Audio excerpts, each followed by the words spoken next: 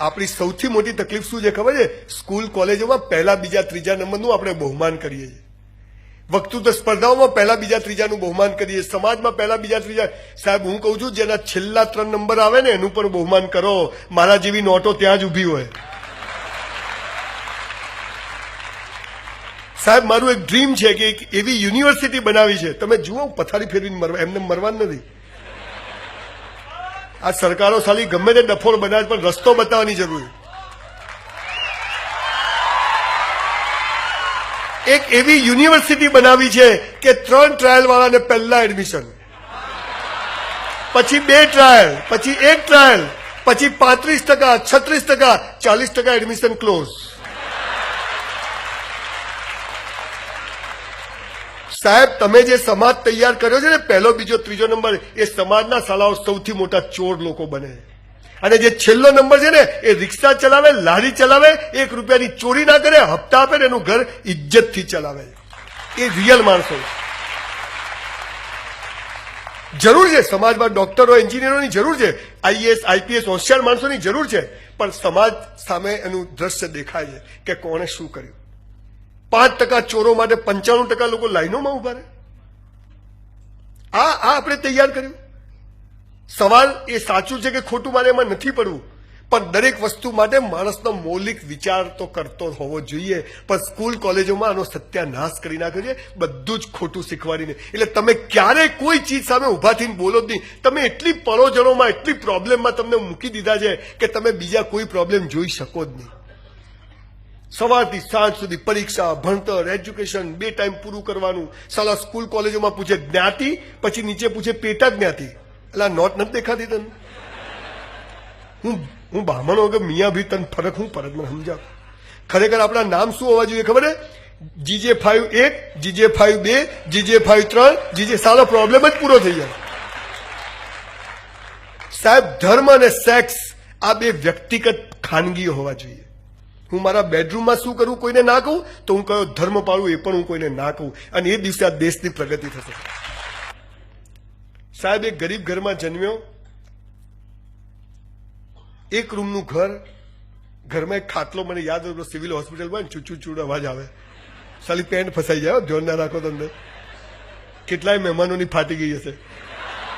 ફાટે છે.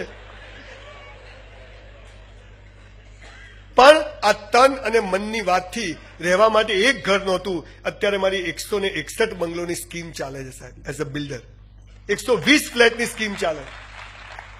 પાલનપુર નવાબ સાહેબનો હમણાં મેં કરોડો રૂપિયામાં પેલેસ ખરીદ્યો છે. I am going to start a heritage hotel over there. મારા બાપુજીની એક દરજીની દુકાન હતી ઓટલા ઉપર. અત્યારે મારો 7000 ફૂટનો ગાર્મેન્ટનો સ્ટોર છે. એક વ્યાયામશાળામાં હું કચરા પોતું કરવા જતો હતો. અત્યારે મારા 2 જીમ ચાલે છે. મૂળ વાત શું છે? I was waiter in a hotel for 3 years in my life. Today મારી પોતાની હોટલ છે, મસ્ત હોટલ છે. See the grace of God. સંજયભાઈ તમે શું કર્યું? બેંક લૂંટી. તારે સાલા કઈ કરવું જ નથી. પુસ્તકો વાંચ્યા પછી ખબર પડી કે ઈશ્વર, અલ્લાહ, જીસસ એક જ વાત કહે છે, તું લાયકાત કેળવ, હું તને બધું જ આપીશ. આપણે કે તું પહેલા આપ પછી લાયકાત કેળવું. હરામી નંબર 1. સાલો મને મારા પર ભરોસો નહીં, તારા પર ક્યાંથી હોય? સાલું જેને આપણને બનાવ્યા એને આપણે રોજ બનાવીએ એમ. તું સાચો હોય તો આમ થજે. એ તો સાચો છે સાલા, તું જુઠ્ઠો છે તો રેડી છે. બિચારી છોકરીઓને, નાની નાની છોકરીઓ, બેટા 5 સોમવાર કર, સારો વર મળશે. એવો ખટારા જેવો મળે બિચારી. થાકી જાય. પેલા બિચારી વર આજુબાજુ ફરે, પછી વર આજુબાજુ ફરે.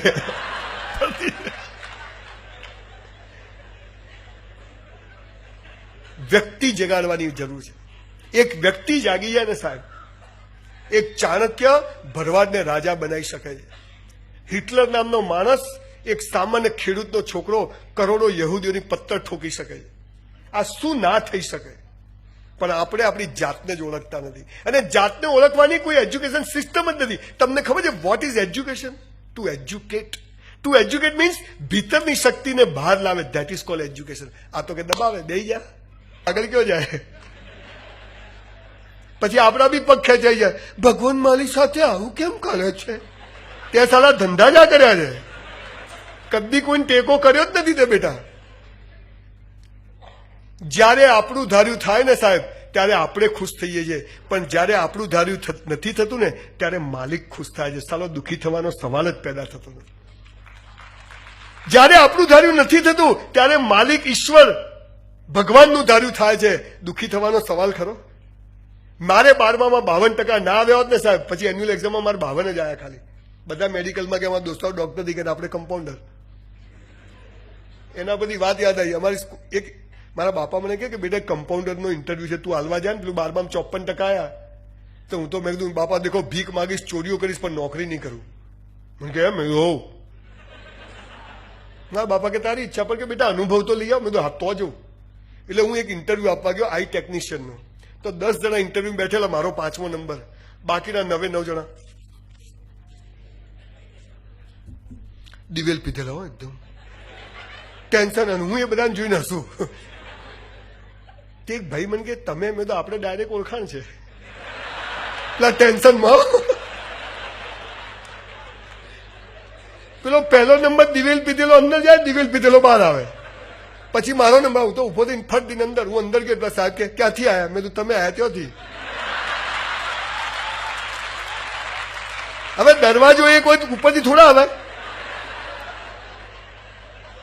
અલા છો બધા જોરદાર હો. પછી મને કે કેટલા પગથિયા ચડીને આવ્યા? મેં કીધું 100. મને કે 10 છે. મેં તો પૂછો શું કરવા? એટલે કીધું તારે મિસ્ત્રી જોઈએ કે કમ્પાઉન્ડર જોઈએ? તારે જોઈએ છે. મને કે તમારા જેવા લોકો સમાજ માટે કલંક છે. મેં તો અમને ખબર જ છે અમે શું છીએ. તારા સર્ટિફિકેટ ફાઇલ પાછી લાવ. મને કે તો ઇન્ટરવ્યુ શું કરવા આવ્યા? મેં તો મારા બાપાએ કીધું એટલે આવ્યો. એના હાથમાંથી ફાઇલ લઈને હું બહાર આવ્યો. બહાર હસતો એટલે પેલા 4 જણા કે મને કે શું થયું? મેં કીધું પાસ. પેલા ઉભા થઈને જતા રહ્યા.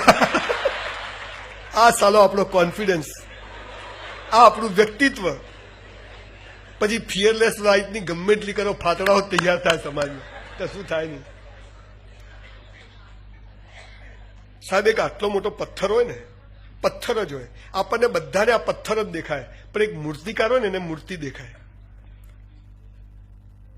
એ શું કરે છે ખબર છે? પથ્થરને એમાંથી વધારાનો ભાગ કાઢી નાખે. શું કરે?